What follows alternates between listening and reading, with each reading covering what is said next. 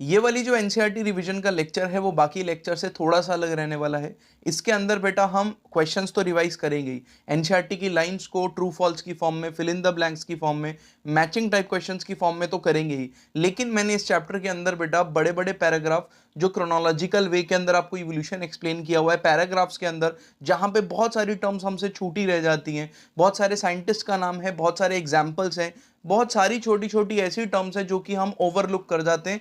और जनरली बच्चों का मेरे पास पर्सनली मैसेज भी आया कि सर ये वाले चैप्टर्स में कुछ चीज़ें हैं जिनको हमको डाउट लगती हैं, इसलिए बेटा मैंने थोड़ा सा एक्स्ट्रा एफर्ट मार के आपके लिए क्या किया है, आपके लिए वो सारी टर्म्स को निकाल के लिस्टिंग कर दिया है, जो हम जब क्वेश्चंस कंप्लीट करेंगे उसके बाद एंड में मैं आपको वो सारे चार्ट्स प्रोवाइड करूंगा, ठीक है, और वो भी बहुत अच्छे से हमारा रिवाइज हो जाने वाला है, ठीक है।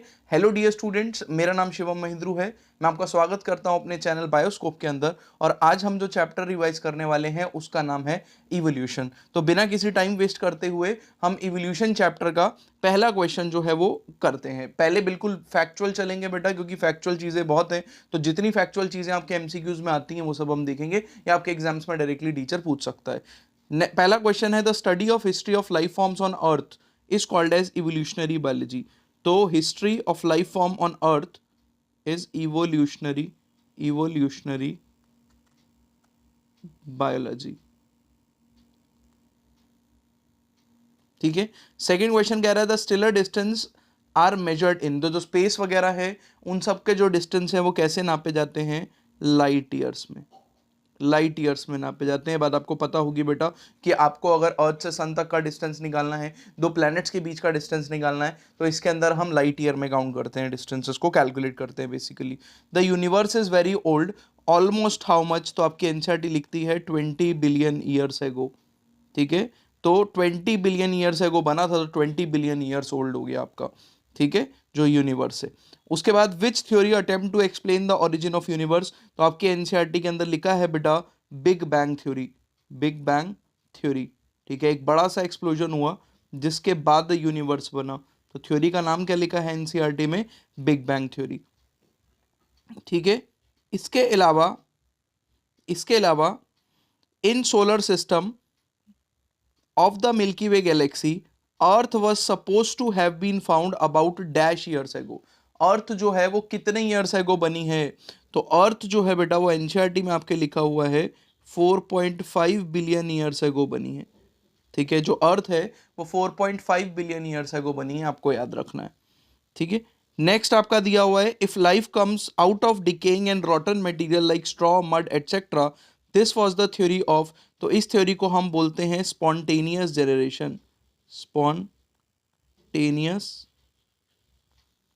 जनरेशन। तो this theory is called as spontaneous generation theory. What is spontaneous generation theory, कि जो लाइफ है बेटा वो कैसे आ गई, वो आउट ऑफ अ सडन आ गई डिकेइंग और रॉटन मैटर से, ठीक है। तो ए बायोजेनेसिस भी बोला जाता है इस थ्योरी को। उसके बाद the scientist who by careful experiment demonstrated a life came from pre existing life, मतलब स्पॉन्टेनियस जनरेशन थ्योरी को गलत प्रूफ किसने किया कि लाइफ अपने आप नहीं आई है, लाइफ कैसे आई है, प्री एग्जिस्टिंग लाइफ से ही आई है। इसको किसने बताया बेटा, तो साइंटिस्ट का नाम पूछा है क्योंकि, इसलिए याद रखना है लुइस पास्चर, लुइस पास्चर। तो लुइस पास्चर ने बोला कि life came from pre existing life, इसने एक्सपेरिमेंट करके दिखाया, एक्सपेरिमेंट बहुत फेमस था जिसको बोलते हैं स्वार्निक एक्सपेरिमेंट, याद होगा।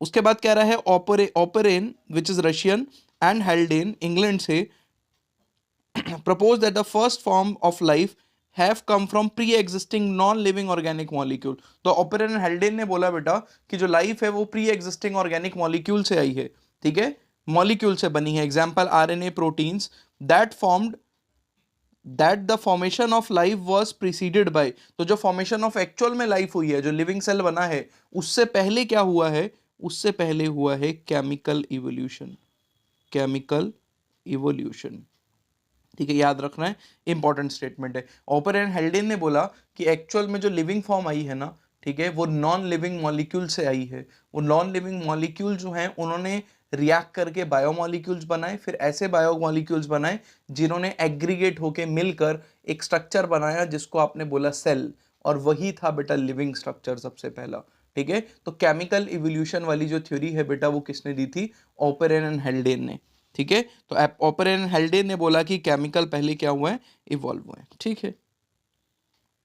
उसके बाद आपको बोल रहा है क्या कि इन 1953 एसएल मिलर ने एक एक्सपेरिमेंट किया बेटा, electric discharge in conical flask. आपके एनसीईआरटी में पूरा का पूरा चार्ट दिया हुआ है इसका, ठीक है। 800 डिग्री सेल्सियस पे कौन कौन सी गैसेस ली? तो ये बहुत ही इंपॉर्टेंट है बेटा। मीथेन ली, CH4, हाइड्रोजन ली, अमोनिया थी, और कौन सी थी? NH3। अमोनिया इज NH3, और क्या था? वाटर वेपर्स, ठीक है। वाटर वेपर्स H2O गैस की फॉर्म में था।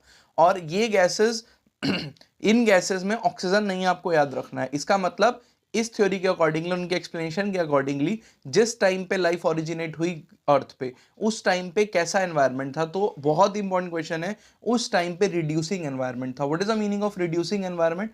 रिड्यूसिंग एनवायरनमेंट का मतलब होता है oxygen, molecular oxygen O2 absent थी। मॉलिक्यूलर ऑक्सीजन फोटोसिंथेसिस के बाद आई होगी, ठीक है। तो एक टाइम तक जो ऑर्गेनिज्म डेवलप हुए वो फोटोसिंथेटिक नहीं थे, एक फिक्स टाइम के बाद ही वो फोटोसिंथेटिक हुए, और उन्होंने क्या रिलीज करी होगी? ऑक्सीजन रिलीज करी होगी। होपफुली आपको समझ में आ रहा है।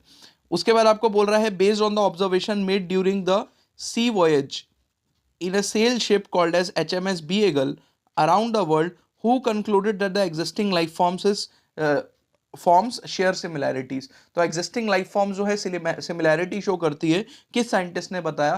तो आपको बेटा डार्विन याद होगा। डार्विन की स्टोरी आपके एनसीईआरटी में लिखी हुई है। उसने एक शिप बिल्ड किया जिसका नाम रखा HMS बीगल। वो एक आइलैंड, ग्रुप ऑफ आइलैंड पे गया जिसका नाम क्या था? आइलैंड का नाम भी बहुत इंपॉर्टेंट है, आपको याद रखना है। आइलैंड का नाम था गैलापागोस आइलैंड। गैलापागोस आइलैंड पे उसने स्पेसिफिकली फिंचेस जो हैं उनको कलेक्ट करके लाया, और उन फिंचेस का नाम, बर्ड्स का नाम क्या रखा गया? Darwin finches. और उसने देखा कि इन सारी बर्ड्स का एंसेस्टर कॉमन है, मतलब इनमें सिमिलैरिटी है। और वो कॉमन एंसेस्टर जो बर्ड है, क्योंकि आइलैंड पहले एक था बाद में टूट गया, तो ये जो बर्ड्स हैं वो भी अलग अलग जगह पे चली गई। तो सेम एंसेस्टर से निकल के बर्ड्स अलग अलग जगह पे गई। इनमें अलग अलग जगह की अलग अलग बर्ड्स अडेप्ट हो गई, जिसकी वजह से इनमें अब क्या दिखता है बेटा? इनके अंदर बेशक ही स्ट्रक्चर सेम दिख रहे हैं क्योंकि एंसेस्टर कॉमन है, फंक्शन अलग अलग दिखते हैं बर्ड्स के अंदर, है ना। जो बीक का है, बीक का जो फंक्शन है, और वो अलग अलग हो चुका है। कोई फ्रूट ईटिंग है, कोई मीट ईटिंग है, कोई ग्रास ईटर्स है, अलग अलग काम बन गया, ठीक है। तो इंसेक्ट ईटर्स, ये सब अलग अलग टाइप की क्या बन गई? आपकी फिंचेस बन गई। क्वेश्चन तो कुछ और ही था। क्वेश्चन कह रहा है कि कौन सा साइंटिस्ट है। तो मैंने पूरी कहानी बता दी वैसे, लेकिन ऑब्वियसली आपको साइंटिस्ट का नाम पता होना चाहिए। भाई साहब का नाम है हमारा चार्ल्स डार्विन, और इस चैप्टर के बादशाह हैं ये, ठीक है। उस्ताद डार्विन, उस्ताद जी बोला जाता है, ठीक है, डार्विन को, क्योंकि इनकी थ्योरी ही बहुत इंपॉर्टेंट थ्योरी है, हमने पढ़ना है। Now the fitness according to Darwin results ultimately and only due to reproductive fitness है। आपको बात याद रखनी है बेटा। डार्विन ने बोला कि जो फिट होंगे ना, रिप्रोडक्टिव फिटनेस, ठीक है, जो जो फिट होंगे वही सरवाइव करेंगे, वही रिप्रोडक्टिवली ज्यादा ऑफस्प्रिंग प्रोड्यूस कर पाएंगे, ठीक है। और इसको बोला गया रिप्रोडक्टिव फिटनेस, कि रिप्रोडक्शन जो ज्यादा कर पाए वो फिट है, ठीक है। तो याद रखना ये स्टेटमेंट भी बहुत इंपॉर्टेंट है। According to Darwin the mechanism of evolution is natural selection, ठीक है। डार्विन की थ्योरी का नाम भी यही रखा गया, नेचुरल सिलेक्शन, कि कौन है जो सिलेक्ट करेगा? It is a nature which will select the best, ठीक है। नेचर सिलेक्ट करेगा कौन बेस्ट है, और बेस्ट कौन है मतलब फिट है कि नहीं है, ये आप और मैं डिसाइड नहीं करेंगे। कौन डिसाइड कर रहा है? नेचर डिसाइड कर रहा है। इसको बोलते हैं हम नेचुरल सिलेक्शन। और जो फिट होगा, बेटर अडॉप्टेड होगा, वो रिप्रोडक्टिवली फिट होगा, मतलब वो ज्यादा नंबर ऑफ ऑफस्प्रिंग प्रोड्यूस करेगा। और जो रिप्रोडक्टिव फिटनेस है, ये अगली जनरेशन में ये वाले कैरेक्टर जिसकी वजह से ये फिट है, वो अगली जनरेशन में ट्रांसफर कर पाएगा, ठीक है। तो यही इंडिविजुअल सर्वाइव करेगा, ज्यादा ऑफस्प्रिंग प्रोड्यूस करेगा, अगली जनरेशन में इसी के ऑफस्प्रिंग जाने वाले हैं, ठीक है। आगे बोल रहा है remains of the hard parts of life forms in rocks are called, ठीक है। तो जो हार्ड पार्ट्स होते हैं बेटा उन्हीं को फॉसिल कहते हैं। तो ये तो डेफिनेशन ही लिख दी आपकी, किसकी? फॉसिल की डेफिनेशन लिखी हुई है फॉसिल्स की। The study of animal fossil is called, animal fossil, वैसे स्टडी ऑफ फॉसिल को पैलेंटोलॉजी कहते हैं, लेकिन एनिमल लिख दिया स्पेशली, यहाँ पे क्या लिखा है? Animal fossil. तो बेटा इसको बोलते हैं हम पेलियोजोलॉजी, पेलियोजोलॉजी। जोलॉजी एनिमल से आ गया, और पेलियो मतलब आपके फॉसिल, तो एनिमल के फॉसिल, ठीक है। उसके बाद बेटा आपका क्या है? The same structure development along different direction due to adaptation to different needs is called, ठीक है, होमोलोगस स्ट्रक्चर, होमोलोगस स्ट्रक्चर। समझाने की कोशिश करता हूं, अगर आपका आंसर होमोलोगस था तो बहुत ही बढ़िया। ठीक है, होमोलोगस ऑर्गन का मतलब क्या हो गया, या स्ट्रक्चर्स का मतलब क्या हो गया, डिफरेंट डायरेक्शन में चले गए। ठीक है, मतलब एक कॉमन पॉइंट से निकले, ठीक है, एक कॉमन पॉइंट से निकले और कहां चले गए, डिफरेंट डायरेक्शन में चले गए ऑर्गेनिज्म। तो होगा क्या, ये जो ऑर्गेनिज्म डिफरेंट जगह पे गए, इनका एंसेस्टर तो कॉमन था, लेकिन क्योंकि ये अलग अलग रीजन के अंदर जाके अडॉप्ट हो गए, तो इनके फीचर्स और इनके फंक्शन जो होंगे वो क्या हो सकते हैं, अलग हो जाएंगे।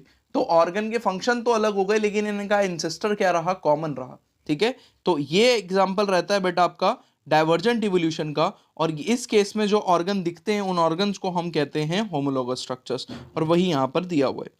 ठीक है, नेक्स्ट आपका है analogous structures are the result of. तो बताओ, होमोलोगस अगर डाइवर्जेंट इवोल्यूशन की वजह से बन रहे हैं, तो जो एनालॉगस हैं वो किस वजह से बन रहे होंगे, वो बन रहे होंगे कन्वर्जेंट इवोल्यूशन की वजह से। किस वजह से, कन्वर्जेंट इवोल्यूशन की वजह से।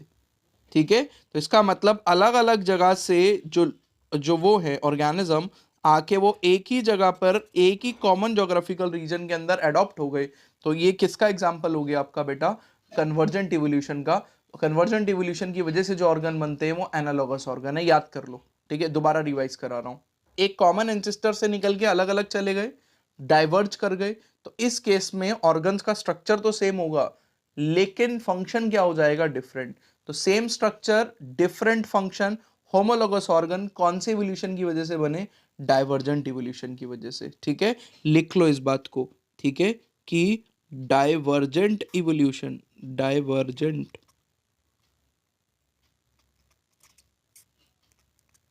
इवोल्यूशन की वजह से क्या बने,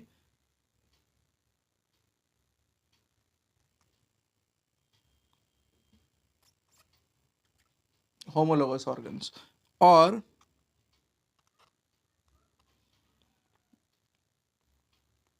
कन्वर्जेंट इवोल्यूशन की वजह से क्या बने होंगे,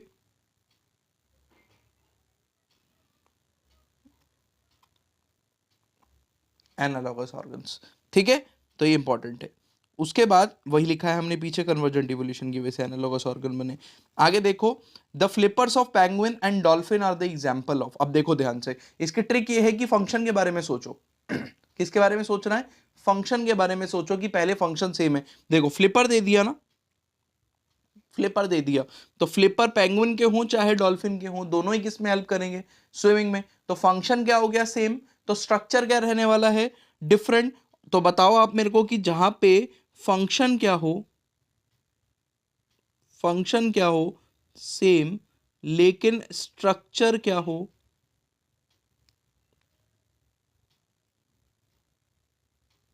डिफरेंट, ऐसे ऑर्गन को हम लोग क्या बोलते हैं, ऐसे ऑर्गन को बोलते हैं एनालॉगस।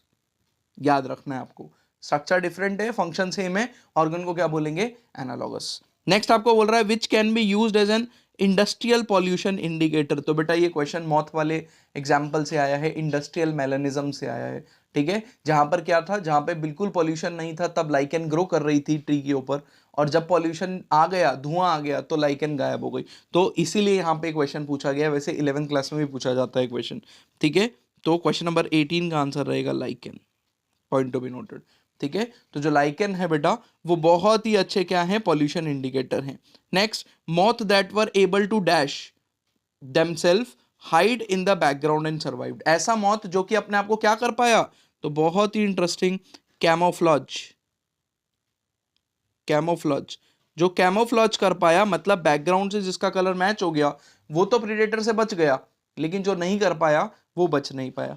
ठीक है, तो ऐसे सरवाइव कर पाए सिर्फ जो कैमोफ्लॉज हो पाए। नेक्स्ट, वी एम्प्लॉय एंटीबायोटिक और ड्रग अगेंस्ट यूकैरियोटिक ऑर्गेनिज्म या सेल। ठीक है, एंटीबायोटिक प्रोकैरियोटिक या बैक्टीरिया के लिए यूज होनी चाहिए, लेकिन हम जो है बिना डॉक्टर की सलाह के कहीं से भी केमिस्ट वेमिस्ट से लेके एंटीबायोटिक खा ले रहे हैं किसी भी ऑर्गेनिज्म के खिलाफ, जिसकी वजह से हो क्या रहा है, रेजिस्टेंस क्रिएट हो रही है ऑर्गेनिज्म या सेल के अंदर।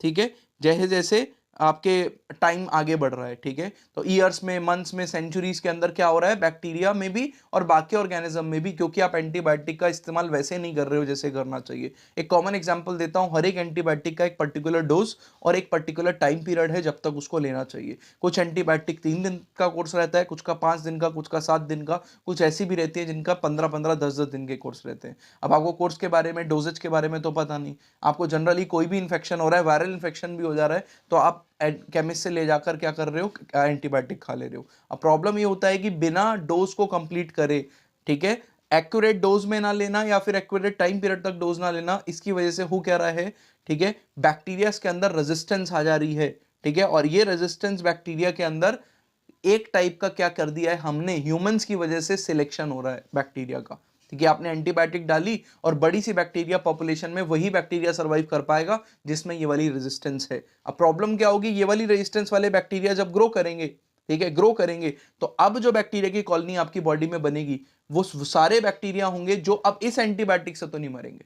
अब आपको कॉम्बिनेशंस ऑफ एंटीबायोटिक खाना पड़ रहा है, इसलिए आप जनरली जब भी डॉक्टर के पास जाते हो, अब आपको डॉक्टर कोई सिंगल एंटीबायोटिक नहीं, कॉम्बिनेशंस ऑफ मल्टीपल एंटीबायोटिक देना पड़ रहा है आपको, ताकि बैक्टीरिया मर पाए, क्योंकि बैक्टीरिया में रेजिस्टेंस आ गई है, ठीक है। तो आपको ये बात समझ में आनी चाहिए। उसके बाद these are the example of evolution due to, ये इवोल्यूशन किस वजह से हुआ, ये इवोल्यूशन नेचुरल है या ह्यूमन की वजह से हुआ, ह्यूमन की वजह से। ये आप वहां भी पढ़ोगे बेटा, कहां पर, अपना इकोलॉजी के अंदर, ह्यूमन की वजह से होने वाली हरकतों के लिए हम टर्म यूज करते हैं एंथ्रोपोजेनिक। क्या टर्म यूज करते हैं, एंथ्रोपोजेनिक, एंथ्रोपोजेनिक।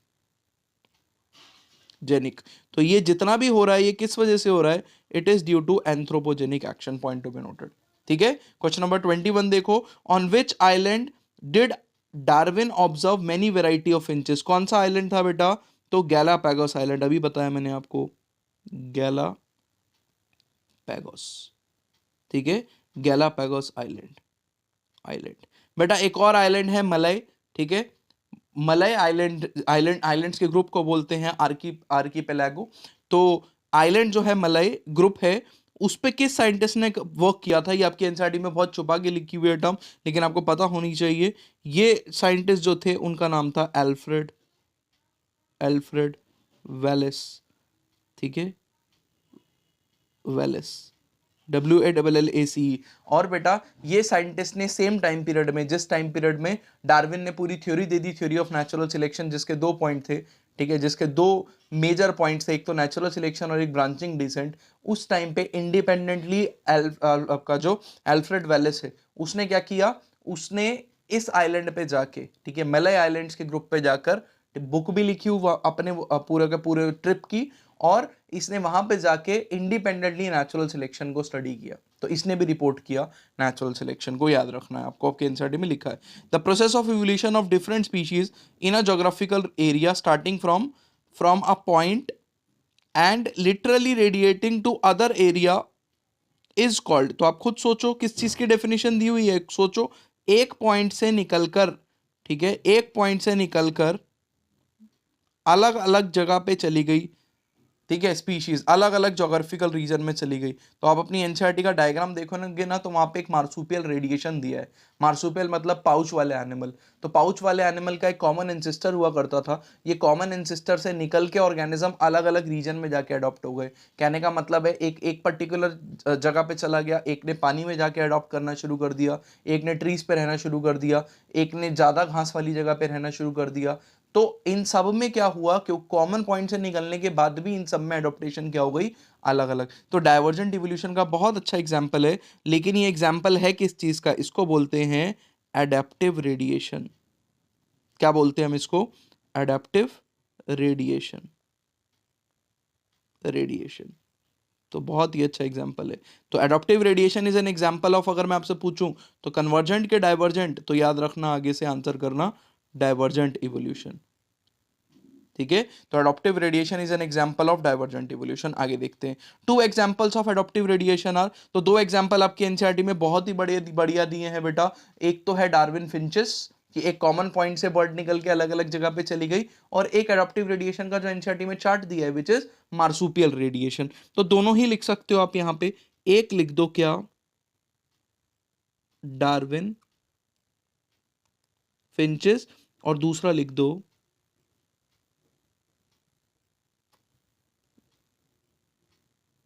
Marsupial radiation. तो डार्विन फिंचेस और मार्सुपियल रेडिएशन दोनों आपको याद रखना है, ठीक है। मार्सुपियल रेडिएशन, वो पूरा का पूरा चार्ट दिया हुआ है, जाके रिवाइज करो उस चार्ट को अभी, ठीक है। उसके बाद कह रहा है when more than one adaptive radiation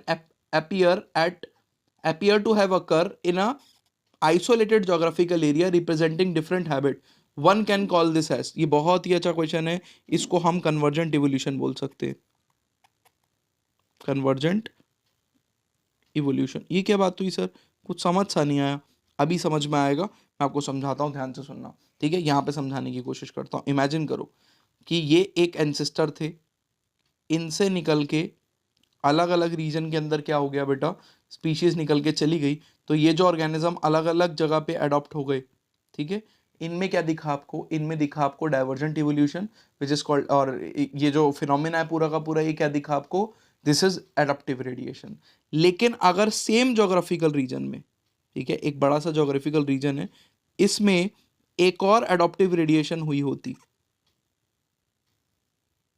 ठीक है, जिसकी वजह से आप ये इमेजिन करो कि ये दोनों ऑर्गेनिज्म लेट से पानी के अंदर गए थे, एक यहां से निकला और एक यहां से निकला, ठीक है, एक इधर से निकला और एक इधर से निकला, क्योंकि दोनों पानी में रहने के लिए अडॉप्ट हो गए, ध्यान सुनना, क्योंकि दोनों पानी में रहने के लिए अडॉप्ट हो गए, तो दोनों के जो फंक्शन है ऑर्गन्स के वो क्या हो जाएंगे, सेम हो जाएंगे। बेशक ही इनके एंसेस्टर अलग अलग हैं, चेक करो, ये ब्लू वाले का एंसेस्टर अलग है और ब्लैक वाले का एंसेस्टर अलग है, लेकिन क्योंकि ये कॉमन ज्योग्राफिकल रीजन में रहते थे दोनों एंसेस्टर, तो इनसे निकलने वाली वो स्पीशीज जो दोनों पानी में आके रहने लगी, ब्लू से निकलने वाले कुछ ऑर्गेनिज्म जो पानी में अडॉप्ट हो गए और ब्लैक से निकलने वाले कुछ ऑर्गेनिज्म जो पानी में अडॉप्ट हो गए, इन दोनों के स्ट्रक्चर तो आपस में अलग अलग होंगे क्योंकि एंसेस्टर अलग अलग है, लेकिन इनके फंक्शन क्या हो गए बेटा, आपस में सेम हो गए, ठीक है। तो क्या ये आपको कन्वर्जेंट इवोल्यूशन का एग्जांपल दिख रहा है, ठीक है। इन दो ऑर्गेनिज्म के बारे में अगर आप सोचोगे, ब्लू वाले इसके बारे में और ब्लैक वाले इसके बारे में,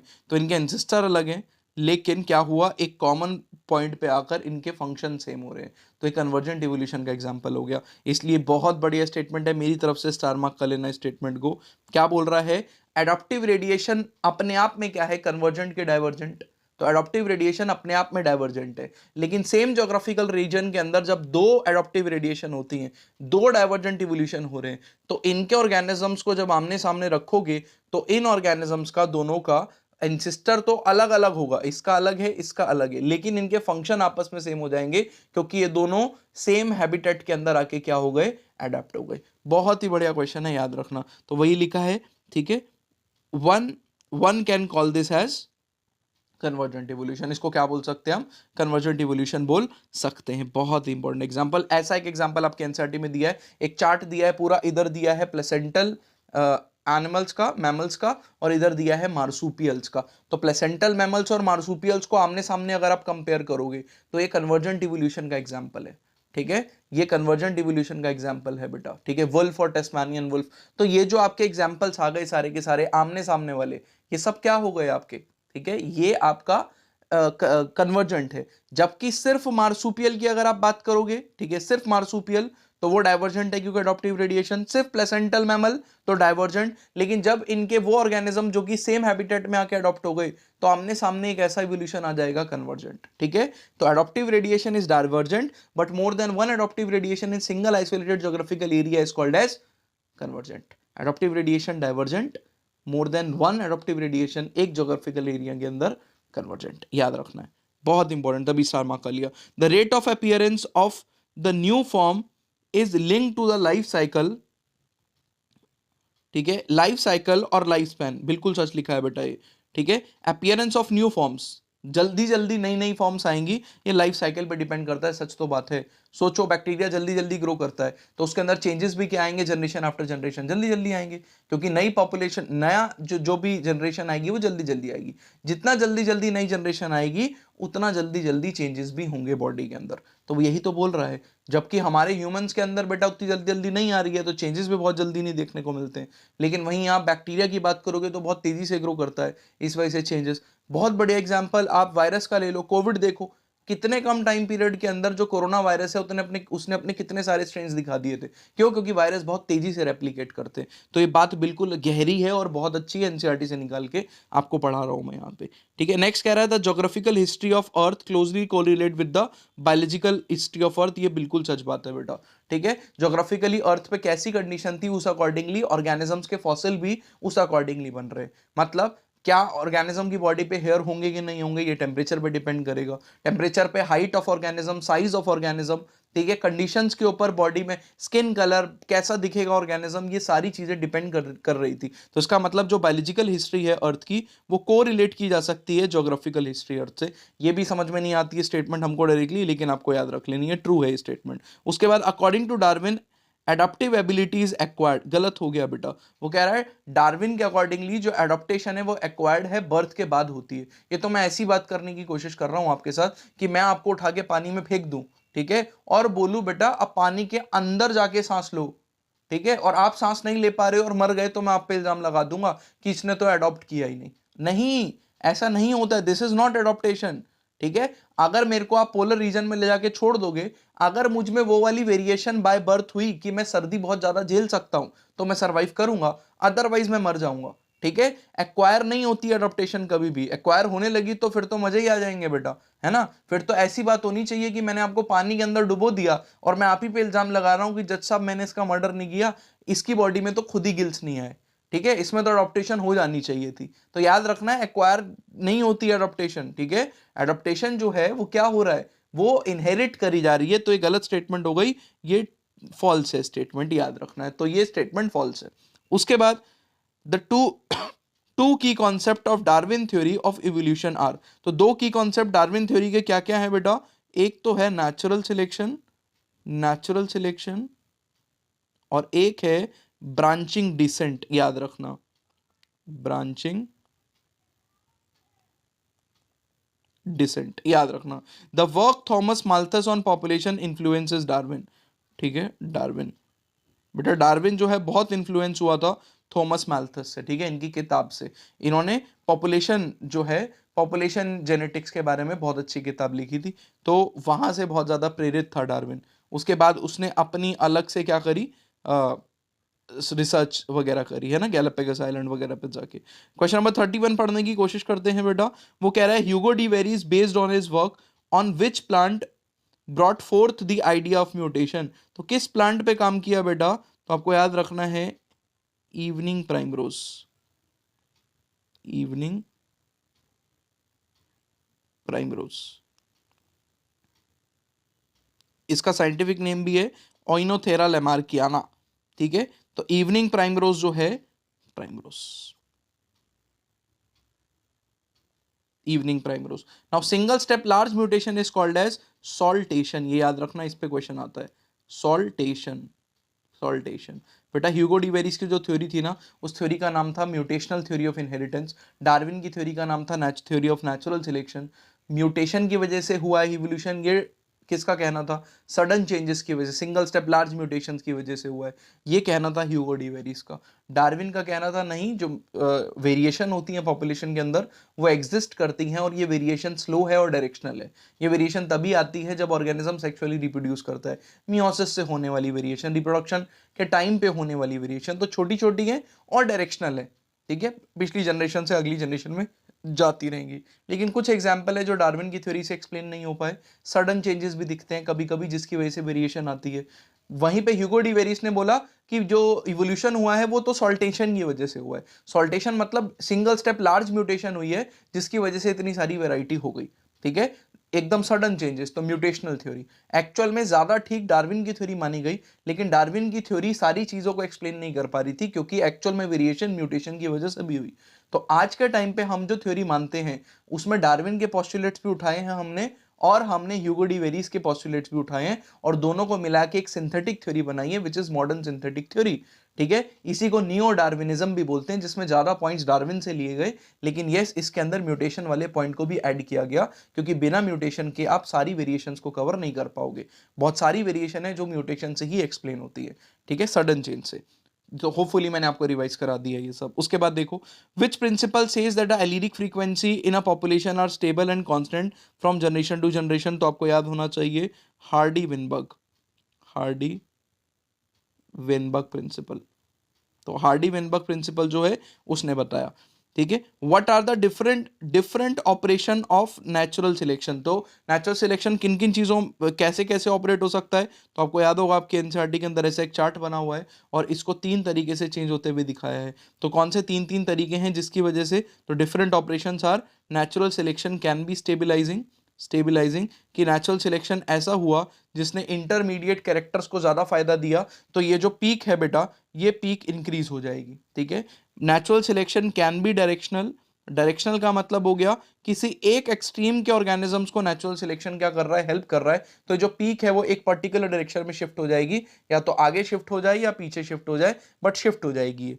और तीसरा क्या हो गया आपका, विच इज डिसरप्टिव, जिसमें ये पीक टूट जाएगी और 2 पीक्स बन जाएंगी। इसका मतलब इंटरमीडिएट वाले कम हो गए और आपके जो एक्सट्रीम्स हैं वो ऑर्गेनिज्म ज्यादा हो जाएंगे। तो तीसरी कौन सी हो जाएगी, यहां लिख रहा हूं, तीसरा हो जाएगा डिसरप्टिव, डिसरप्टिव, ठीक है। अगला क्वेश्चन, natural selection can lead to stabilising, directional change और डिसरप्टिव, बिल्कुल सच बात है, वही तो ऊपर समझा के आया हूं।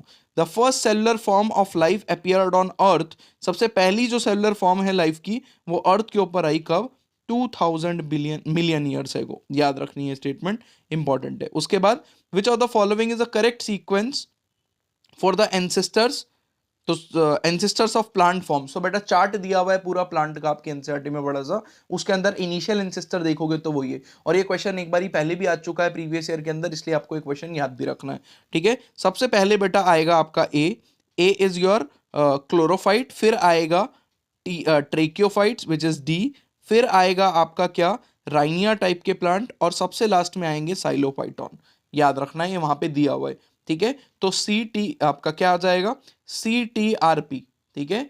तो C T R P, C T R P, ठीक है। तो जैसे कि एक चैनल बहुत फेमस है स्टार स्पोर्ट्स हो गया, तो हम उसकी टीआरपी देखते रहते हैं, तो C the TRP, C TRP, C stands for chlorophyte, उसके बाद कौन से एंसेस्टर आए, ट्रेकियोफाइट्स, उसके बाद राइनिया टाइप, और सबसे बाद में क्या आया, साइलोफाइटॉन, और उसके बाद फिर ब्रांचेस निकलती गई जो आज के टाइम के मॉडर्न प्लांट्स हैं सारे, from starting from your algae आ गया, ब्रायोफाइटा आ गया, टेरिडोफाइटा आ गया, जिम्नोस्पर्म्स और एंजियोस्पर्म्स। करंट टाइम के अंदर एंजियोस्पर्म्स जो है वो राज कर रहे हैं, ठीक है, एंजियोस्पर्म्स राज कर रहे हैं, मोनोकॉट्स और डाइकॉट्स, मतलब सबसे ज्यादा अमाउंट पे। उसके बाद आगे बढ़ते हैं बेटा, jawless fishes probably evolved around 500 million years ago, नहीं बेटा, the correct answer should be 350 million years ago।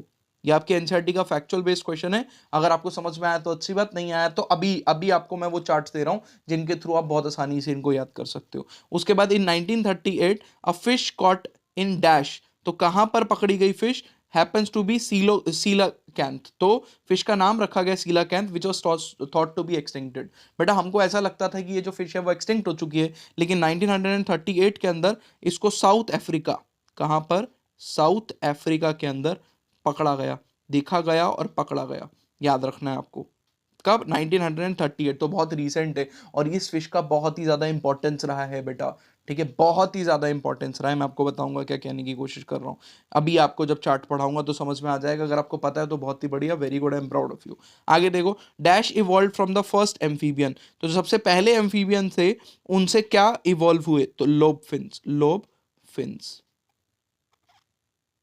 ठीक है, लोब फिन्स इवॉल्व हुए, याद रखना है, सीलाकैंथ का ही नाम है बेटा, क्या, लोब फिन्स। नेक्स्ट आपको बोल रहा है dash were present but they all fail to form coal deposit slowly, कौन प्रेजेंट थे लेकिन वो सब मरने के बाद उन्होंने कोल डिपॉजिट बनाते गए धीरे धीरे, तो बेटा आपके जो जाइंट फॉर्न्स थे विच वर टेरिडोफाइटा, टेरिडोफाइट्स, टेरिडोफाइट्स, और टेरिडोफाइट्स में भी कौन, जायंट फॉर्न्स, ठीक है, फॉर्न टेरिडोफाइट होता है बेटा एक टाइप का, और जायंट फॉर्न जो थे वो सारे के सारे गायब हो गए, ठीक है, और उन्होंने क्या बनाया, उन्होंने कोल डिपॉजिट्स बनाए धीरे धीरे करके।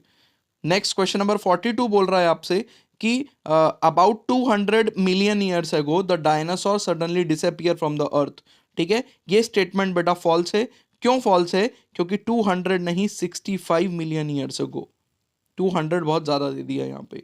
उसके बाद Dryopithecus and Ramapithecus were existed, ठीक है, 15 million years ago. Human evolution में सम ऑफ द इनिशियल जो हमको आज तक फॉसिल मिले उनमें है बेटा ड्रायोपिथेकस, फिर रामापिथेकस, और ये लगभग लगभग सेम टाइम पीरियड के अंदर 15 मिलियन ईयर्स एगो एग्जिस्ट करते थे। उसके बाद कह रहा है 2 million years ago which man ancestor probably lived in east Africa and grassland. तो याद रखना है ऑस्ट्रेलोपिथेकस।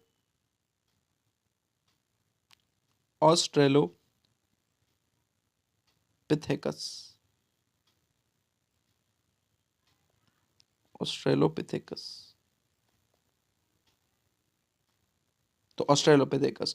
उसके बाद कह रहा है homo habilis has a brain capacity of, homo habilis की कितनी ब्रेन कैपेसिटी थी? तो आपके एनसीईआरटी लिखती है 650 टू 800 सीसी, ठीक है, ये ब्रेन कैपेसिटी थी। अगर आपको ये बात याद है तो अच्छी बात, नहीं याद तो अभी मैं चार्ट दे रहा हूं, ठीक है, अभी बस इस स्लाइड के बाद आपको कुछ चार्ट्स ऐसे दूंगा जिसके बाद इवोल्यूशन में बड़ा जीवन बन जाएगा, मजा आ जाएगा तुमको पक्का, ठीक है, पक्का मजा आ जाएगा। नीचे कमेंट बॉक्स में बताना कि मजा आया कि नहीं आया। उसके बाद 46 क्वेश्चन कह रहा है homo erectus had a large brain around 900 CC and probably 8 meat, ये भी ठीक लिखा है और बिल्कुल सच लिखा है, दोनों स्टेटमेंट ठीक है, true. Who with a brain size of 1400 cc lived in Near East and Central Asia between 1 lakh to 40,000 years ago. तो कौन है जो कि सरवाइव करते थे और यहां पर रहते थे? तो correct answer is Neanderthal mans, Neanderthal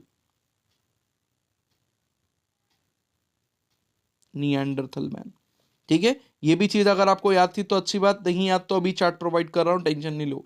उसके बाद बेटा अगला क्वेश्चन कह रहा है होमोसेपियंस अरोज। बेटा होमोसेपियंस हम हैं, वी आर होमोसेपियंस सेपियंस, एक और होमोसेपियंस से जो एक्सटिंक्ट कर गए, ठीक है, विच वर होमोसेपियंस फॉसिलिस, ठीक है, हम मॉडर्न मैन हैं, ठीक है, होमोसेपियंस सेपियंस फॉसिलिस वो एक्सटिंक्ट कर गए।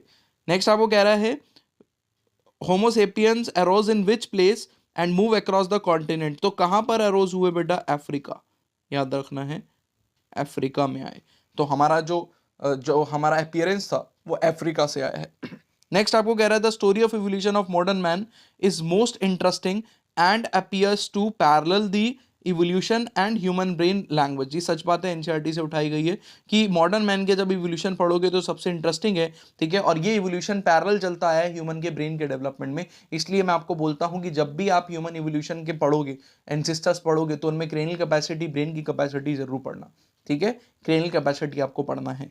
तो ये क्वेश्चन भी बेटा ट्रू है, एनसीईआरटी की स्टेटमेंट है, तो इसमें कोई भी शक वाली बात नहीं है। Adoptive radiation is an example of divergent evolution, क्या सच लिखा है? अडॉप्टिव रेडिएशन डाइवर्जेंट है, ट्रू। उसके बाद मोर than one adaptive radiation in a single geographical area is, ये मैं आपको देता हूं क्योंकि दूसरी बार रिपीट हो रहा है। एक सिंगल ज्योग्राफिकल एरिया के अंदर अगर 2 अडॉप्टिव रेडिएशन होंगे तो ये कौन सा टाइप का इवोल्यूशन शो करेगा? देखो सिंगल अडॉप्टिव रेडिएशन तो डाइवर्जेंट है, वो मैंने अभी ट्रू भी कर दिया। दूसरे क्वेश्चन का आंसर तो आप ही करोगे, एक से ज्यादा अडॉप्टिव रेडिएशन एक सिंगल आइसोलेटेड ज्योग्राफिकल एरिया में क्या दिखेगा, बताना आप मेरे को। उसके बाद जीन माइग्रेशन, जिसको जीन फ्लो कहेंगे, gene genetic drift, mutation, gene recombination, natural selection affects Hardy-Weinberg equilibrium principal. बिल्कुल सच बात है बेटा, हार्डी-विनबर्ग इक्विलिब्रियम प्रिंसिपल क्या था? P square plus Q square plus 2pq is equals to 1। मतलब जो जीनोटाइप की फ्रीक्वेंसी है वो कांस्टेंट रहती है विच इज 1, या फिर allelic frequency p plus q is equals to 1, ये भी सेम रहती है। तो ये हार्डी-विनबर्ग प्रिंसिपल था। इसका नाम इक्विलिब्रियम प्रिंसिपल क्यों है? जल्दी से सुन लो, क्योंकि जो भी पॉपुलेशन इस प्रिंसिपल को फॉलो करेगी वो इवॉल्व नहीं कर रही है, वो इक्विलिब्रियम पे, ठीक है, वो किस पे है? इक्विलिब्रियम पे। तो कोई भी ऐसी चीज जो कि इवोल्यूशन कराएगी वो इस प्रिंसिपल को क्या करेगी? इस प्रिंसिपल को अफेक्ट करेगी। तो वो सारी चीजें जो इवोल्यूशन कराती हैं जिसकी वजह से वेरिएशन आती है, कौन कौन सी चीज, वो सारे यहाँ पे दिए हुए।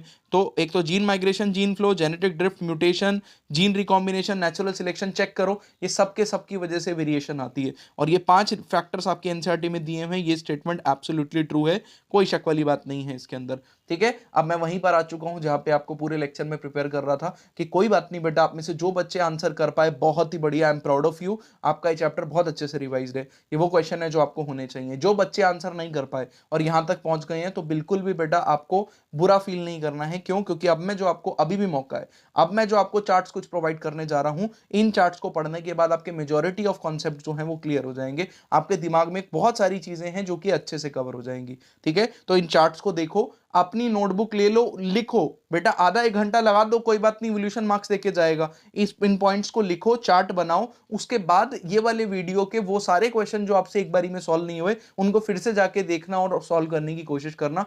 मक्खन मलाई की तरह आपसे सॉल्व हो जाएंगे वो सारे फैक्ट बेस्ड क्वेश्चन। ठीक है, फैक्ट बेस्ड कि sir first cellular life form कब आई, सर 2 मिलियन ईयर्स अगो कौन से ह्यूमन के एंसेस्टर एग्जिस्ट करते थे, ये सारे क्वेश्चंस अगर आपसे सॉल्व नहीं हो पा रहे थे तो अब हो जाएंगे, क्योंकि मैं अब आपको चार्ट की फॉर्म में दे रहा हूं। सबसे पहले तो मैं आपको इवोल्यूशन की क्रोनोलॉजी समझाने की कोशिश कर रहा हूं चार्ट की फॉर्म में। एक्चुअल में फटाफट से ये चार्ट लिखने के लिए कैसे कैसे याद करना है इसको वो बताने की कोशिश करता हूं। तो देखो बेटा, यहां पे पूरा का पूरा क्या दिया है, टाइम स्पैन दिया हुआ है। सबसे पहले 2000 मिलियन ईयर्स एगो, फिर 500 मिलियन ईयर्स एगो, 320, 350, 350, 300, 300, 200, 200 टू 65 और 65, फिर मोस्ट रिसेंट टाइम में आ गए हम। तो ऐसे करके बेटा पीछे से आगे की तरफ टाइम, इसमें हुआ क्या वो बताने की कोशिश कर रहा हूं कि इवोल्यूशन प्रोसीड कैसे हुआ, तो समझने की कोशिश करो।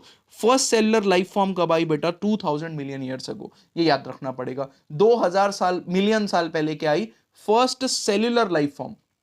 ठीक है, मतलब सेल मेम्ब्रेन और ऐसे ऑर्गेनिज्म आ गए जिन्होंने ऑक्सीजन रिलीज करी इसी टाइम पीरियड के अंदर। उसके बाद बेटा कट शॉट सीधा 500 मिलियन ईयर से को आ जाओ, तो 500 मिलियन साल पहले क्या हुआ बेटा, इनवर्टिब्रेट्स आए। तो हमारे बेटा एनिमल किंगडम के अंदर सबसे पहले इनवर्टिब्रेट्स आए। ऑब्वियसली जब एनिमल किंगडम पढ़ते हो तो पहले इनवर्टिब्रेट्स पढ़ते हो जिनके पास नोटोकॉर्ड, जिनके पास वर्टिब्रल कॉलम नहीं होता है। ठीक है, और इनमें से किसी कुछ के पास तो नोटोकॉर्ड भी नहीं होती है, तो वो इनवर्टिब्रेट्स आए।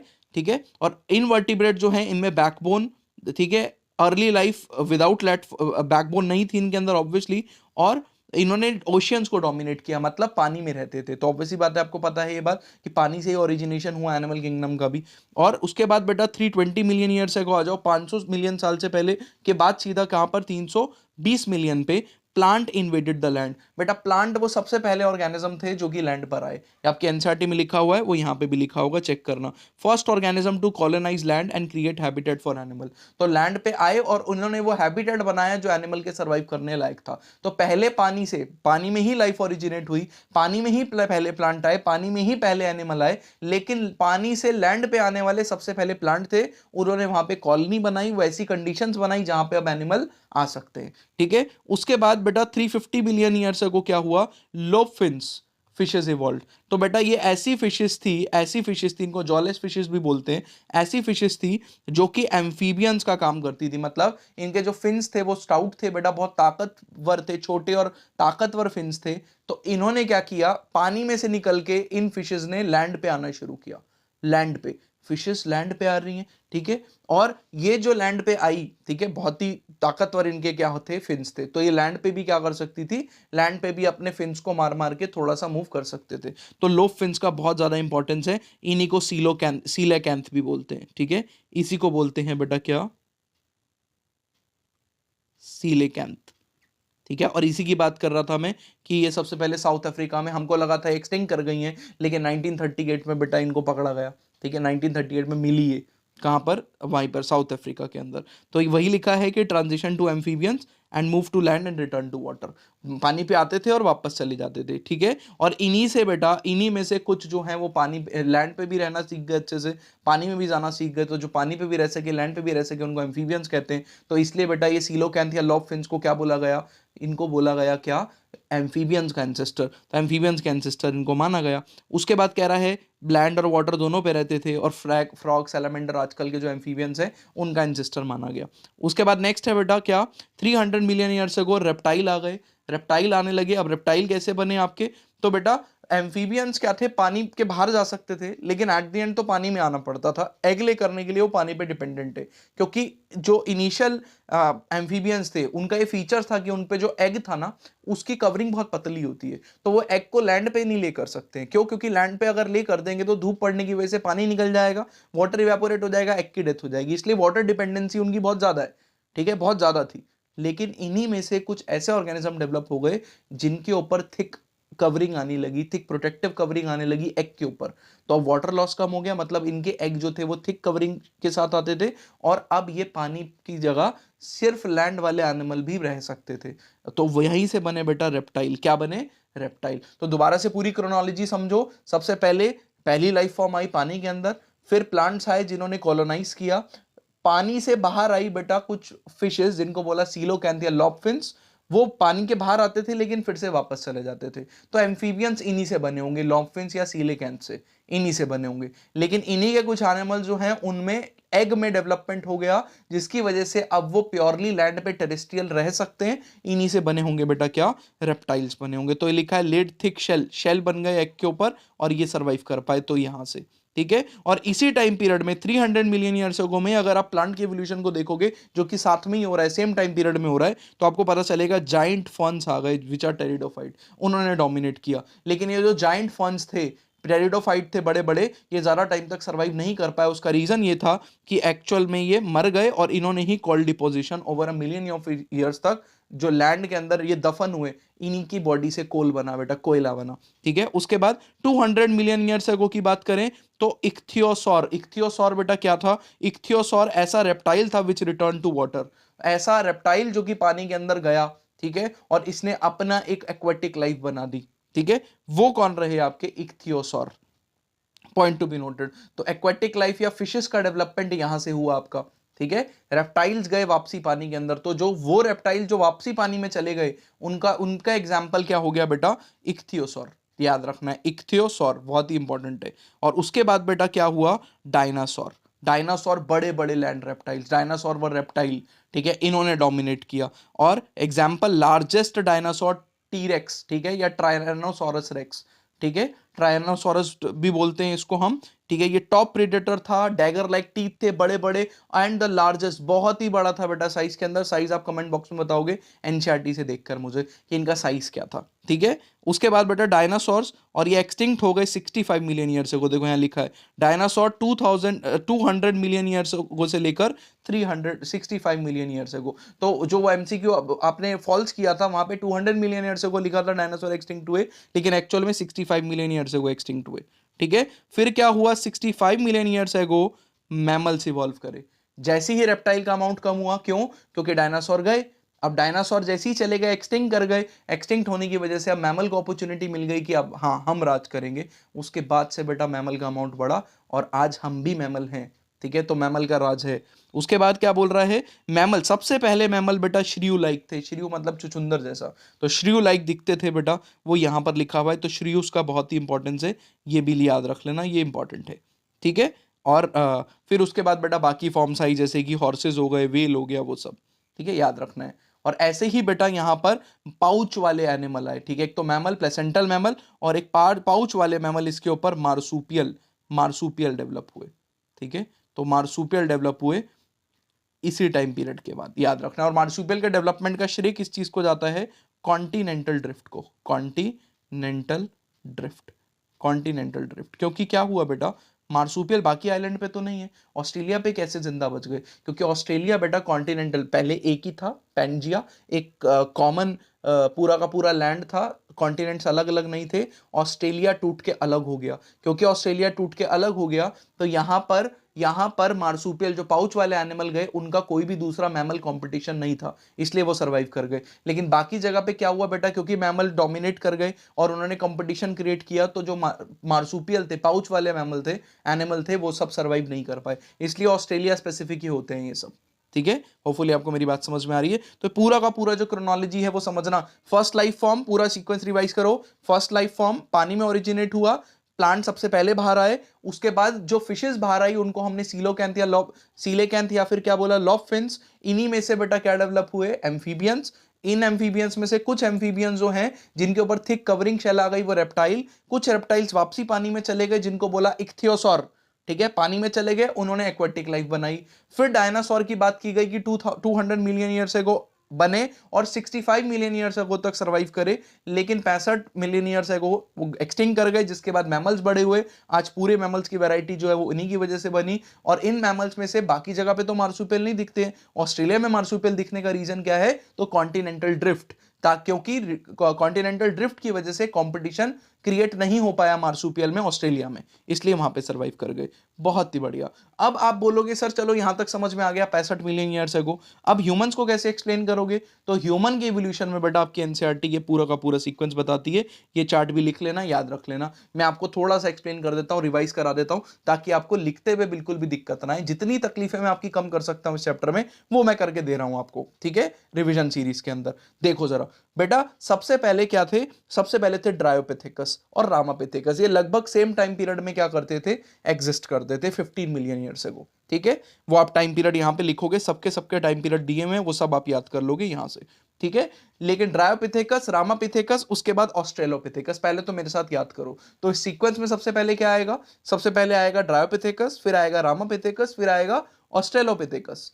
अब आपको याद रखना है हेंस, HENS, खत्म हो गई बात, ठीक है। अब क्या आएगा? होमो habilis, homo erectus, Neanderthal man और होमो सेपियंस। तो होमो सबसे पहले कहां दिखा? तो होमो जीनस की शुरुआत हो गई थी होमो हैबिलिस से। कहां से शुरू हो गई थी? Homo habilis. तो पूरा सीक्वेंस याद करो मेरे साथ। देखो मैंने पहले फर्स्ट लाइफ फॉर्म से लेके आपको मार्सुपियल तक पूरा एक्सप्लेन किया, वो पूरा चार्ट आपके सामने है, एकदम बढ़िया से लिख लेना उसको, इससे बढ़िया मौका नहीं मिलेगा बेटा। ट्रिक्स जो बनानी है बनाओ, ठीक है। वो शॉर्ट ट्रिक्स मैं भी आपको प्रोवाइड कर सकता हूं कि बाकी निमोनिक्स बनाना, लेकिन अपनी मर्जी से वो तुम भी बना सकते हो, लेकिन जो कॉन्सेप्ट मैं आपको एक्सप्लेन कर रहा हूं उसमें फील आनी चाहिए बिल्कुल। दोबारा सुनना, ड्रायोपिथेकस, रामापिथेकस, ठीक है। उसके बाद ड्रायोपिथेकस बेटा ज्यादा एप लाइक थे, कॉमन इंसेस्टर माना जाता है एप और मैन का। यहां से ह्यूमन की तरफ जो branch I that is Ramapithecus. नाम सुन के भी सॉरी थोड़ा सा रिलेट कर पा रहे हो, रामा। उसके बाद कौन आया बेटा? आपका ऑस्ट्रेलोपिथेकस, ऑस्ट्रेलो, ठीक है। उसके बाद hence, homo habilis, homo erectus, an for Neanderthal, और फिर कौन आए? होमो सेपियंस, ठीक है। याद रखना है ये कौन से ईयर में डेवलप हुआ, वो याद रखना है। इन सब में बेटा जहां जहां पे आपकी क्रेनियल कैपेसिटी दी हुई है, ब्रेन की कैपेसिटी, वो याद कर लेना। और बहुत इंपॉर्टेंट जितनी चीजें थी वो सारी की सारी मैंने टेबुलर फॉर्म में यहाँ पे लिख दी है, वो आप याद रखना। देखो क्वेश्चंस यहाँ से आते हैं और क्वेश्चंस आते रहे हैं और आएंगे भी। तो बहुत सारी चीजें हैं जो कि पूछी जाती हैं कि अपने यंग वंस को बरी कहाँ पे शुरू किया, दफनाना कहाँ से शुरू हुआ बेटा एक्चुअल में, जावा में किसका फॉसिल मिला, होमो कहाँ से शुरू हुई, मीट खाते थे कि नहीं खाते थे, ये सारी चीज़ें बेटा यहाँ पर आपसे पूछी जा सकती हैं। तो ये चार्ट की फॉर्म में मैं पूरा मिटा देता हूँ, आपको मैंने प्रोवाइड कर दिया है। एक बारी चार्ट लिखना, एक एक चीज़ आप समझने की कोशिश करना। इसमें से कोई भी टर्म आपको अगर समझ में ना आए तो नीचे कमेंट बॉक्स में बता देना, मैं आपको आंसर वहीं कर दूंगा, या फिर अदरवाइज किसी दूसरी वीडियो में आपको जरूर समझा दूंगा। ज़्यादातर चांसेस है कि मैं आपको वहीं पर आंसर कर दूँ, ठीक है। उसके बाद बेटा होमोलॉगस एनालॉगस के एग्जांपल्स रिवाइज कराने के लिए मैंने आपको यहां पर एक चार्ट दिया। होमोलॉगस का मतलब होता है कॉमन ओरिजिन, लेकिन फंक्शन क्या हो गया? डिफरेंट। मतलब structure same and function, structure same and function different. उसके बाद फंक्शन सेम और डिफरेंट ओरिजिन, यहां पे sorry different function and common origin हो गया क्या? Homologous organ. होमोलॉगस ऑर्गन कौन सी इवोल्यूशन की वजह से आता है? Divergent, divergent. एनालॉगस ऑर्गन कौन से इवोल्यूशन की वजह से आता है? कन्वर्जेंट, याद रखना है, ठीक है। तो एनालॉगस ऑर्गन के अंदर सिमिलर फंक्शन लेकिन डिफरेंट ओरिजिन। ओरिजिन क्या हो गया बेटा? डिफरेंट हो गया, याद रखना है आपको। एग्जाम्पल के तौर पे ये सारे एग्जाम्पल्स आपको यहां पर दिए हुए हैं। एग्जाम्पल सोचने के लिए आपको बस दिमाग पे इतना जोर देना है कि फंक्शन सेम है कि डिफरेंट है, ठीक है। फंक्शन सेम है या फिर डिफरेंट है। तो देखो जरा, four limbs of human, well, bat और चीता। भाई काम अलग अलग है, हमारे हाथ पैर पकड़ने वगैरह के काम आते हैं। वेल के जो है वो स्विमिंग में हेल्प करते हैं, 4 लिम्स। बैट जो है बेटा वो विंग्स में डेवलप हो गया है तो उड़ने में हेल्प कर रहे हैं। चीता के जो 4 लिम्ब है वो किस में हेल्प कर रहे हैं? रनिंग में हेल्प कर रहे हैं। फंक्शन डिफरेंट, तो फंक्शन डिफरेंट दिमाग में आते ही होमोलोगस ऑर्गन पे टिक कर दो, ठीक है। आगे देखो जरा, heart of fishes, amphibians, reptile, birds and mammals. अब आपको ये लगेगा कि सर यहां पर तो फंक्शन क्या हो गया?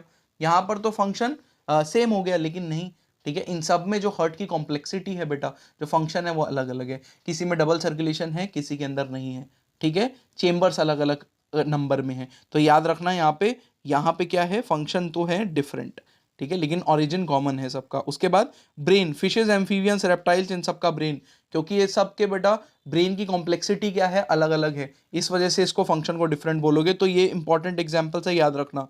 प्लांट के अंदर बेटा thorns of bougainvillea and tendrils of Cucurbita, ठीक है। टेंड्रिल की बात करो या थॉर्न की बात करो, दोनों के फंक्शन डिफरेंट है। कैसे? टेंड्रिल जो होते हैं बेटा वो चढ़ने में हेल्प करते हैं, और जो थॉर्न है वो प्रोटेक्शन में हेल्प करते हैं, कांटे। तो इसका काम अलग हो गया, इसका काम अलग हो गया, तो इसलिए बेटा ये किस चीज का एग्जांपल हो गया, होमोलोगस का। तो फंक्शन से सोचोगे तो ज्यादा अच्छे से समझ में आएगा। उसके बाद wings of bat and birds दोनों उड़ने में हेल्प करेंगे, फंक्शन सेम, एनालॉगस ऑर्गन पे टिक करेंगे। Eye of octopus and mammals, function same, analogous पे टिक करेंगे। फ्लिपर्स ऑफ पेंगुइन, डॉल्फिन, ये सब आपका स्विमिंग में हेल्प करेंगे, देखो क्वेश्चन आया था यहां से, एनालॉगस पे टिक करेंगे। फूड स्टोरेज का काम होता है स्वीट पोटैटो में भी और पोटैटो में भी। बेटा स्वीट पोटैटो जो है वो रूट होती है और पोटैटो एक टाइप की स्टेम है, और दोनों में ही क्या है, फंक्शन सेम है फूड स्टोरेज का, इसी वजह से एनालॉगस पे टिक करेंगे। ठीक है, एनालॉगस फंक्शन सेम है, एनालॉगस पे टिक कर दिया।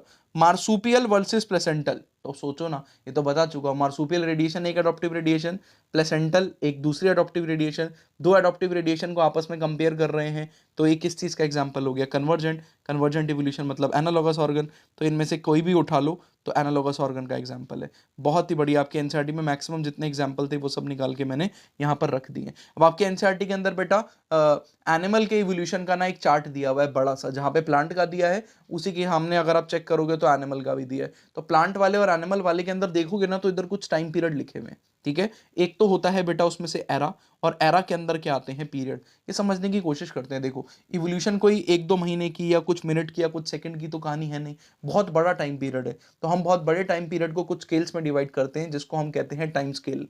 तो यहाँ पर इवोल्यूशन में जो टाइम स्केल है उसको समझने की कोशिश करो। जैसे हम अपने दिन के टाइम पीरियड को, दिन को डिवाइड करते हैं आवर्स में, फिर आवर्स फर्दर डिवाइडेड होते हैं मिनट्स में, फिर मिनट्स फर्दर डिवाइडेड होते हैं सेकंड्स में, ऐसे ही बेटा हमने इवोल्यूशन के टाइम पीरियड को भी डिवाइड किया है। किस बेसिस पर डिवाइड किया है हमने, हमने सबसे पहले लिया एरा, सबसे बड़ा टाइम। उसके बाद हमने जो स्केल लिया, एरा के अंदर के आते हैं पीरियड, फिर और भी आते हैं इपॉक वगैरह, लेकिन हमको सिर्फ दो ही चीजें दी हुई हैं उस चार्ट के अंदर। ये सीक्वेंस पे क्वेश्चन ना आ जाए मुझे डर है, इस वजह से सीक्वेंस याद कर लो बस। एरा कौन कौन सा दिया है बेटा, एक तो प्री कैम्ब्रियन, ये आपके एनसीईआरटी में नहीं दिया, आप इसको स्किप करो। सबसे पुराना ओल्ड जो एनसीईआरटी में दिया है दैट इज पेलियोजोइक। उसके बाद मीजोजोइक एरा, फिर सीनोजोइक एरा। पीएमसी से याद कर लो, PMC already no, pollen mother cell, तो ये ट्रिक हो गई। पीएमसी से याद रख लो कि सबसे पुराना एरा कौन सा है, पेलियोजोइक, फिर मिडल एरा कौन सा है, मीजोजोइक, और अभी रिसेंट का एरा कौन सा है, सीनोजोइक। तो अभी करंट लिख देता हूं, करंट जो चल रहा है वो कौन सा है, सीनोजोइक। अब इनके अंदर कौन कौन से पीरियड आते हैं, तो पेलियोजोइक एरा में अपने अलग पीरियड आएंगे, मीजोजोइक में अलग आएंगे, सीनोजोइक में अलग आएंगे। वही बताया कि एरा के अंदर पीरियड आते हैं कौन कौन से बेटा, तो देखो सीनोजोइक से शुरू करते हैं। अभी रिसेंट जो चल रहा है वो क्वार्टरनरी है, क्वार्टरनरी। तो बताओ इससे पहले वाला कौन सा होगा, टर्शरी। बहुत आसान है।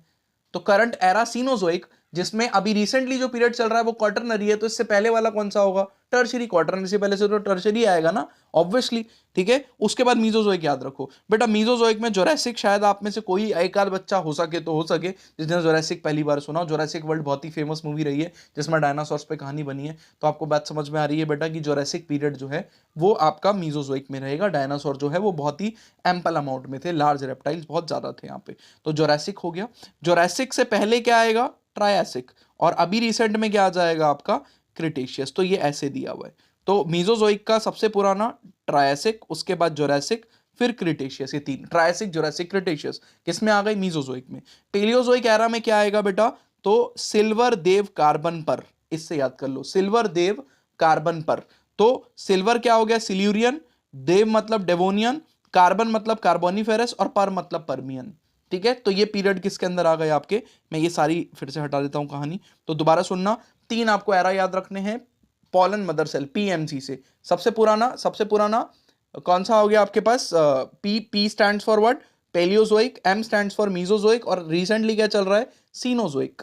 ठीक है, और सबसे पुराने वाले में पेलियोजोइक में क्या क्या है, सिल्वर देव कार्बन पर, सिल्यूरियन, सिल्यूरियन के बाद डेवोनियन, कार्बोनिफेरस, परमियन। ठीक है, उसके बाद आपका जो मीजोजोइक आ गया उसमें ट्रायसिक, जोरासिक, और कौन सा आ गया आपका, क्रिटेशियस। फिर आपका आया क्या, विच इज सबसे रीसेंट कौन सा आया आपका, सॉरी सबसे पुराना कौन सा आया, पेलियोजोइक। पेलियोजोइक बता चुका, हम सॉरी, सीनोजोइक। सीनोजोइक सबसे रीसेंट है। सबसे रीसेंट वाले के अंदर आपका जो पहले आया वो कौन सा आया, टर्शरी, फिर कौन आया, क्वार्टरनरी। तो ये चीज बस एमसीक्यू में पूछी जा सकती है, लिखवाएगा नहीं टीचर, तो लिखने के लिए तो भूल ही जाओ। ठीक है, एमसीक्यू या वैसे मैंने आपको बता दिया। उसके अलावा जितने साइंटिस्ट हमने पढ़े बेटा उनका कंट्रीब्यूशन, उसकी भी एक लिस्ट मैंने आपको प्रोवाइड कर दी। लुइस पास्चर ने क्या किया, लुइस पास्चर ने स्पॉन्टेनियस जनरेशन थ्योरी को डिस्प्रूव किया अपना स्वान नेक एक्सपेरिमेंट देके। ठीक है, उसके बाद बेटा क्या हुआ, हॉपर एंड हेल्डेन ने क्या दिया, केमिकल इवोल्यूशन वाली थ्योरी दी कि नॉन लिविंग ऑर्गेनिक मॉलिक्यूल से डेवलप हुआ। मिलर ने बेटा इस थ्योरी का, हॉपर एंड हेल्डेन की थ्योरी का एक्सपेरिमेंटल प्रूफ दिया। उसके बाद चार्ल्स डार्विन ने नेचुरल सिलेक्शन की थ्योरी दी। अल्फ्रेड वेलेस मैंने आपको बताया था बेटा मलय आइलैंड्स में गया था और इंडिपेंडेंटली प्रपोज किया था नेचुरल सिलेक्शन को। लेमार्क की थ्योरी बेटा यूज एंड डिसयूज थ्योरी, जिसको हम theory of inheritance of acquired character बोलते हैं। इसमें उसने बोला था कि जिराफ पहले गर्दन बकरी जैसी थी, बकरी जितनी थी, फिर वो लंबी होती गई तो कैरेक्टर एक्वायर होते गए, जबकि गलत बात है ये, ठीक है, डिस्प्रूव हो गई बाद में थ्योरी कि एक्चुअल में हम एक्वायर कैरेक्टर कभी भी अगली जनरेशन के अंदर नहीं भेज सकते। तो इसका मतलब तो ये हो गया कि किसी का एक्सीडेंट होगा, कभी पैर कट जाएगा तो अगली जनरेशन में ऑलरेडी पैर कटे हुए आएंगे, ऐसा थोड़ी होता है। तो एक्वायर कैरेक्टर कभी भी इनहेरिट नहीं होते हैं, तो ये गलत हो गई ये वाली थ्योरी। नेक्स्ट बेटा ह्यूगो डीवेरिस ने म्यूटेशनल थ्योरी दी। हार्डी विनबर्ग ने इक्विलिब्रियम प्रिंसिपल दिया, जिसने बोला फ्रीक्वेंसीज कांस्टेंट रहती हैं। उसके बाद बेटा थॉमस मैल्थस ने पॉपुलेशन ग्रो एक्सपेंडेंशियली, मतलब बेसिकली इसने बुक दी जिससे बहुत ज्यादा प्रभावित था, जिसको पढ़ के कौन, डार्विन। तो ये आपके एक्सपेरिमेंट्स भी हो गए। अब बेटा लास्ट आपका मैचिंग टाइप का क्वेश्चन हम कर लेते हैं, जस्ट टू चेक कि आपने ये वाले जब ये सारे चार्ट्स लिख लिए, अभी तक नहीं लिखे हैं और आपको चैप्टर नहीं आता तो पहले लिख लो, फिर अटेम्प्ट करना मेरे साथ। बेटा आइस एज मैंने बताया नहीं, यहीं पे बताऊंगा। आपको नहीं भी पता था तो आपको याद रख लेना है कि आइस एज जो है, जब मॉडर्न मैन डेवलप हुआ तो इस एज को आइस एज बोला गया। और ये क्या है बेटा, 75,000 से 1 लाख ईयर्स एगो का था। प्री हिस्टोरिक केवार्ड्स जो है बेटा वो 18,000 ईयर्स एगो जो है वो की गई, ठीक है। उसके बाद क्या हुआ उसके बाद है आपका ऑस्ट्रेलोपिथेकस। तो ऑस्ट्रेलोपिथेकस जो हैं वो आपके stood erect. Next fish like reptiles, ऐसे रेप्टाइल जो कि फिश जैसे थे। तो फिश लाइक रेप्टाइल्स में आपके पास आ जाएगा रेप्टाइल जो फिश जैसे थे, मतलब वापस पानी में चले गए, वो ये। बिगेस्ट डायनासोर तो ट्रायरानोसोरस, ये दिया हुआ है। उसके बाद आपका दिया है बेटा क्या, उसके बाद आपका दिया है होमो इरेक्टस जो हो गए आपके, दैट शुड बी